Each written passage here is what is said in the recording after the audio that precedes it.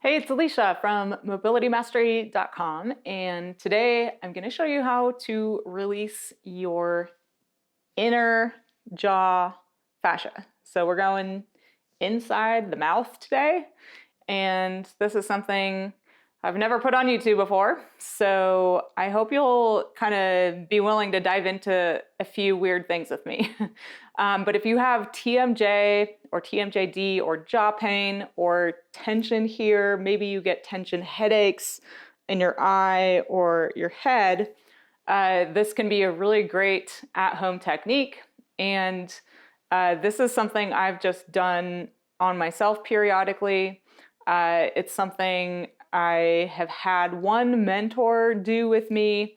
And other than that, I've never really had anyone else going into my mouth or my jaw. It's something you can absolutely go pay someone to help you with. So I just want to say that up front. If you have, a really ingrained, deeply painful, long-standing, like chronic case of TMJD, it might benefit you to seek out somebody like a rolfer, or someone who does structural integration, or someone who goes into the mouth. But you can totally do this on yourself. You just have to have a little bit of gumption and be willing to feel kind of weird doing it. So before I show you the technique, though, I want to talk a little bit more about the TMJ and pain here, because there's more to it than just the inner jaw. So I have other videos on this YouTube channel if you're watching on YouTube, and if you're on my blog, mobilitymastery.com, then you can search TMJ or jaw pain on the blog, and on YouTube you would maybe want to search TMJ Mobility Mastery just to make sure it's my videos coming up. Anything that I have on TMJ, because I have a few different videos, and this is not a complete guide to TMJ or jaw pain relief. This is just one of the techniques that I want to offer you and walk you through today. So definitely check those out if you have a big case of TMJ. Now, today we're going inside the mouth. That means this is basically where we're going, but from the inside. And that is one aspect of TMJ pain. You can have fascial adhesions and fascial restriction and tension inside these muscles here. You can also have tension in the SCMs and the scalenes, and more of the neck, and even the chest fascia and the subclavian fascia here can actually pull on your jaw, causing irritation or pain or tension. So for a complete solution, you're going to want to look at all of those, or check out more of my guides on the blog or YouTube that are more of a complete guide to TMJD. But today we're going inside the mouth. So here are a few things you need to know before we get started. You definitely can't have long fingernails when you do this, or you're just going to scrape the inside of your mouth and you're going to cut yourself. So you have to have at least one finger with no nail, really. If you're willing to cut your nail, you can get in there. You could, if you want to, use a little finger condom. I'm not going to. I prefer to really feel what I'm doing. If you ever go to a rolfer or a massage therapist or somebody who goes into the jaw or the mouth, they're always going to use a little finger condom plastic thing, right? Because it's their finger going into your mouth. So wash your hands before you do this, and then you can totally just use your finger as it is. And that's really all I need to tell you about safety. You might end up drooling on yourself. So if I drool on YouTube, I hope you forgive me. But this one can get, just kind of awkward if you're doing it right, actually. So you want to kind of play around with closing and opening the mouth. You want to stay as relaxed as possible in your jaw while you're doing the movement. So even when you're kind of opening and closing, even as you're closing, for example, you don't want a tight jaw, where it's like, you're gripping your throat.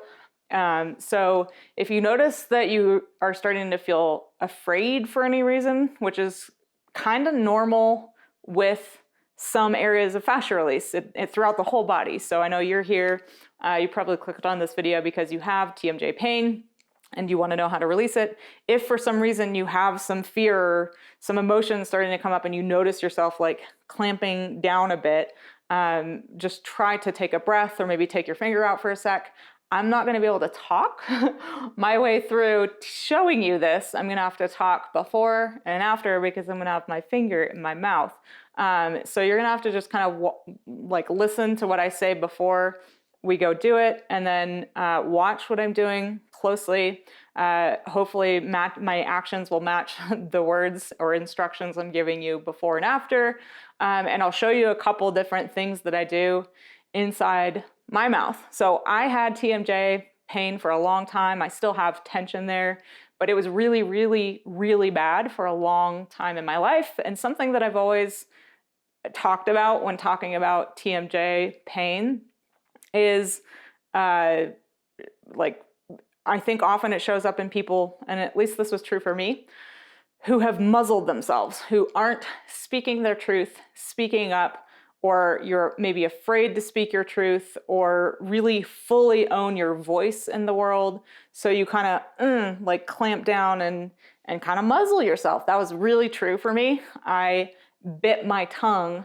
So we have all these sayings about the body, which I find interesting, right? Like, you know, bite your tongue. You know, anyway, hold your breath, don't speak, whatever. And a lot of the time that's actually ironically true. While I'm not biting my tongue, I'm like kind of shutting my own mouth in order not to say something that maybe my nervous system thinks would get me in trouble or cause relational conflict that I'm trying to avoid. So just throwing that out there in case it resonates for you. So it's always something to kind of think about, because I tried to heal my TMJD through massage and various different fascia release modalities, or went to orthodontists and dentists who told me they'd have to break my jaw in order to fix my TMJD. And it was actually when I healed my trauma that my voice changed, my mouth relaxed, and I started speaking my truth, and the pain went away. I have tension here still a little bit, but it's not that bad. So here we go.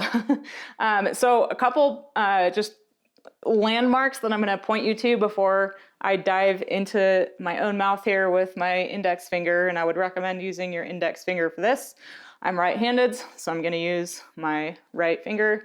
You could use either, it doesn't really matter, but we're going in here, and then there are a couple other places you can go too. So something that I've been playing around with is actually going inside the jawline, various places, and just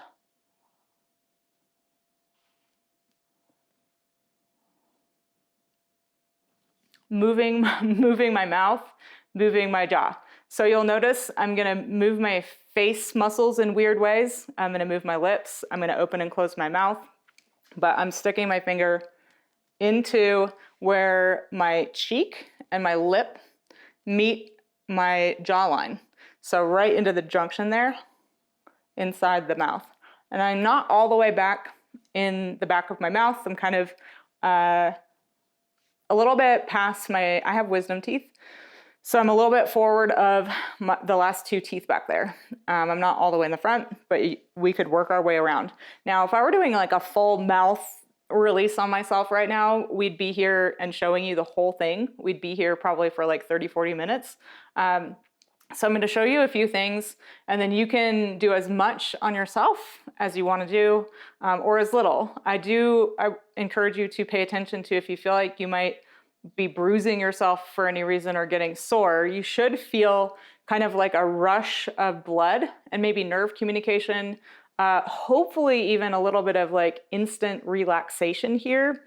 If you don't, and you're feeling actually more tense than before you started, then I would maybe either rewatch this video to make sure you're doing it right, or consider that perhaps some part of you is resisting the release and you're kind of fighting the finger, right? And fighting the movements and creating more tension instead of actually letting go of the tension. And again, that can happen just due to fear or due to something in the nervous system. So again, finger right in there on that jawline where my cheek meets the jaw. And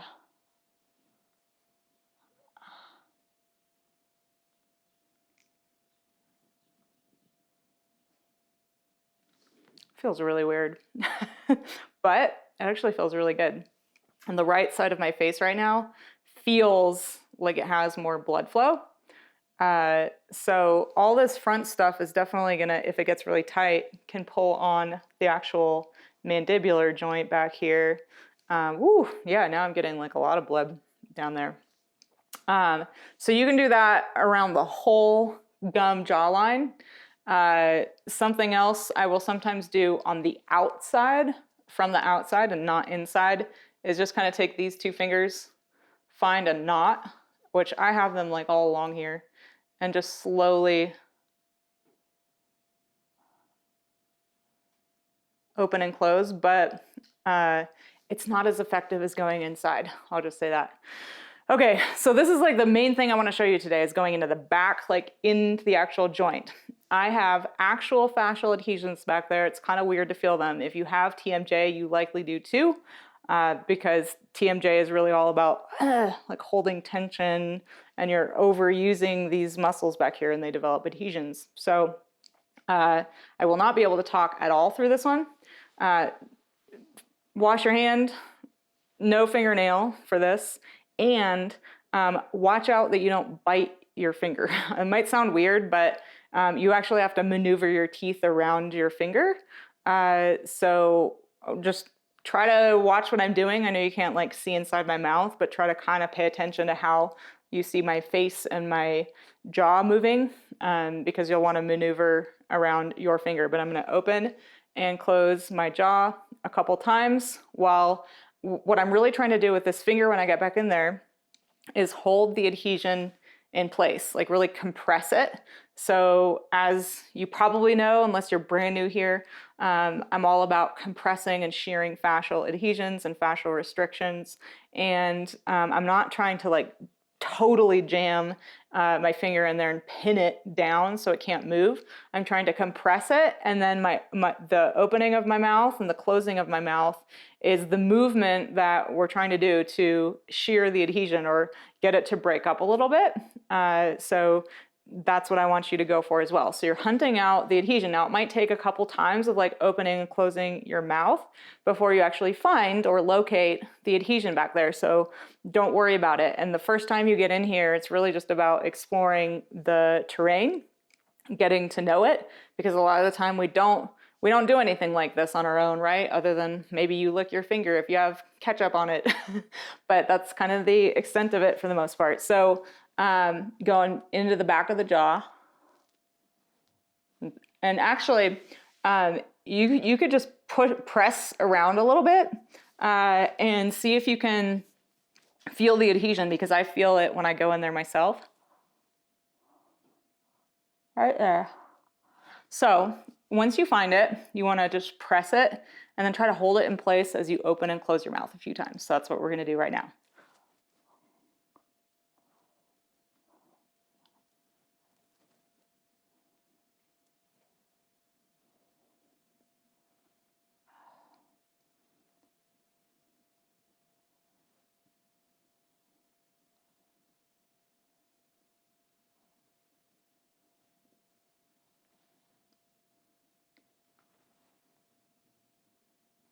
Oh, that was a good one. So yeah, drooling a little bit. That's going to happen if you do it a few times in a row. But it actually took me until that third time of opening and closing to actually like really get the adhesion released. And you know it's releasing if it kind of clunks or moves under the compression. So that's really what you're trying to do. And then you'll want to do the other side. So you can absolutely use the same finger. So I could use the my right finger right now on the left side, and I would just go in that way. So with this one, that way, I don't have to use my left hand or my left finger. You can use whatever feels right to you. And same thing.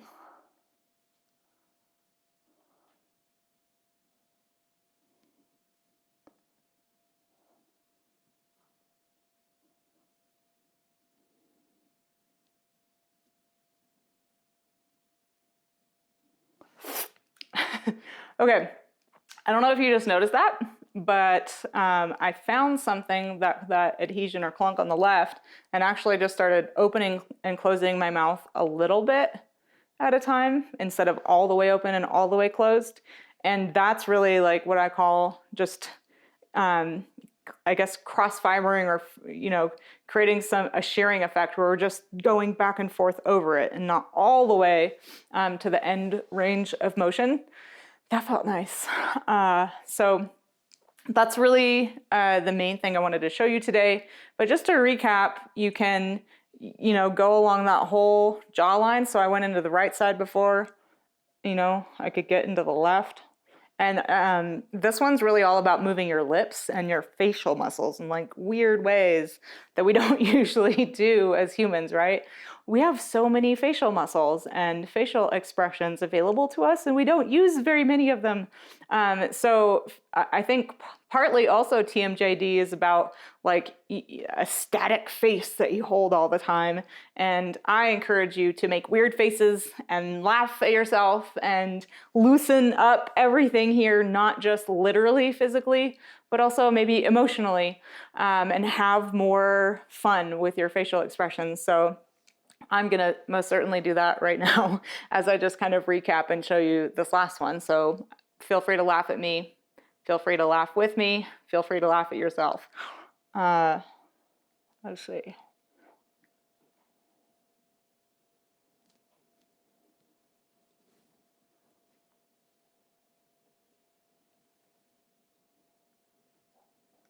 Whew. Yeah, so that's intense. But that, man, it feels like really good afterwards. So I can feel the blood rushing in, and more space, and my mouth almost feels a little like, would you want me to talk right now? My mouth's trying to figure out what just happened. And oftentimes that's actually a really good thing when it comes to fascia release, because we're waking up muscles that have maybe been a little dead, a little too tired, a little too tense to actually function optimally. And they're like, whoa, I can go all these places I couldn't go before.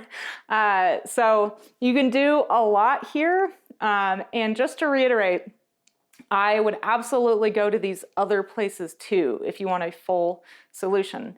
So check out the more full solutions that I have for TMJD, but that is how you go into your mouth and get after some of those adhesions in there. So as always, I encourage you to take what I've just shown you, make it your own. Don't be afraid to experiment. Your body is your body. You know, take ownership of it, take responsibility for getting to know it. Don't be afraid of it. It's here waiting for you to explore it. And I believe everybody wants to be healthy. Everybody, your body, wants to be healthy. So if you get in there and with the intention of helping your body and getting to know it, I definitely believe it'll reward you with less tension and less pain. So thank you so much for watching. I really want to hear from you if you try this, because it is such a weird one, but a really cool one in my opinion. It does work. You can feel instant relief when you do it. As long as you're not getting sore, you could do this every day, you know, as often as you want. As far as like a complete solution, everybody's always wanting to ask me, like, how long will it take for me to feel 100%? Or how long will this take to resolve? That's a totally case-by-case basis. So I can't really tell you that, but take this, what I just showed you, and everything else on Mobility Mastery, and use it to kind of gauge your own progress. And as long as you're not getting sore or bruised from this, you can do it every day. You do not have to do it every day, but consistency is key for eliminating pain for good. So I hope you enjoyed this. If you did, let me know in the comments. Thank you so much for watching, and I'll see you next time.